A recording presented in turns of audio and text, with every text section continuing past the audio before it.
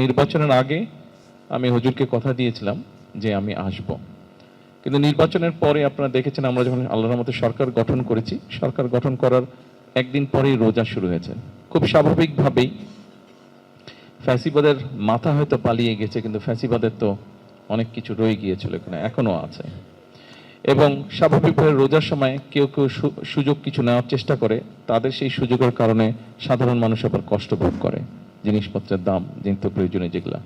তো স্বাভাবিকভাবে একদিন পরে রোজা শুরু হওয়ার পর থেকে স্বাভাবিকভাবে নতুন সরকার আমাদেরকে খুব সতর্ক থাকতে হয়েছে যাতে সেই বিষয়টা আমরা মোটামুটিভাবে কন্ট্রোলের মধ্যে রাখতে পারি। আলহামদুলিল্লাহ, আল্লাহর রহমতে এবার গেল রমজানে আমরা সেটা সক্ষম হয়েছিলাম রাখতে। কিন্তু রোজা শেষ হতে না হতেই শুরু হয়ে গেল মধ্যপ্রাচ্যের এই যে ইরানের সাথে যে আমেরিকার যে সমস্যাটা, এটা শুরু হয়ে গেল। ফলে তেল, জ্বালানি সহ বিভিন্ন বিষয়ে পুরো অর্থনীতির উপরে একটা চাপ তৈরি হলো। এই বিভিন্ন কারণে বিভিন্ন বিষয়ে দেখভাল করতে গিয়ে আমার আসতে দেরি হয়ে গেছে। তারপরে আমি আল্লাহর কাছে হাজারো শুকরিয়া জানাই যে আজকে আল্লাহ আমাকে সেই রহমত দিয়েছেন, আমি এসে আমার সালামটা হুজুরকে আজকে দিতে পেরেছি। সকল মুরব্বীবর্গ সহ সকল ইলামা ইকরাম, আপনারা যারা এখানে উপস্থিত আছেন, আপনাদের প্রত্যেককে আমি আরেকটা কারণে শুকরিয়া আদায় করতে চাই, আপনাদের কাছে ধন্যবাদ জানাতে চাই।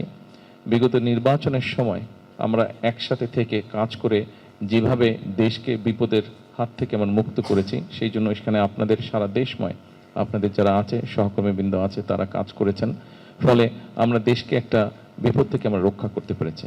তবে একটা জিনিস আমি বলবো, যেই একসাথে যেই কাজটা আমরা করেছি, যেটা হুজুরের নির্দেশে আপনারা সবাই করেছেন, হুজুরের দোয়ায় আপনারা উনি দোয়া করেছিলেন, সেই জন্য আমরা সফল হয়েছি আল্লাহর রহমতে। তবে সমস্যাটা আমাদের এখনো শেষ হয়ে যায়নি। বিগত ফ্যাসিবাদের সময় আপনারা দেখেছেন যে সারা দেশে কিভাবে দেশের মানুষের অর্থ সম্পদ লুটপাট করে এই দেশ থেকে বিদেশে পাচার করে দেওয়া হয়েছিল। এর বাইরেও নির্বাচনের আগেই হোক, নির্বাচনের পরে হোক, আমি দেশের বিভিন্ন জায়গায় গিয়েছি। যখন বিভিন্ন জায়গায় গিয়েছি অথবা বিভিন্ন জায়গার মানুষ যখন আমার কাছে এসছে, কথা বলেছে, প্রত্যেকটা জায়গাতে আমি দেখেছি বিভিন্ন রকম সমস্যা আছে, বিভিন্ন সমস্যা আমি নিজেও দেখে এসেছি। কাজেই শিক্ষার কথা বললেন, এই যে এখানে একজন বললেন যে হাসপাতালের বিষয়ে বললেন, এরকম হাসপাতালের দাবি আছে, স্কুল কলেজের দাবি আছে, রাস্তাঘাটের দাবি আছে,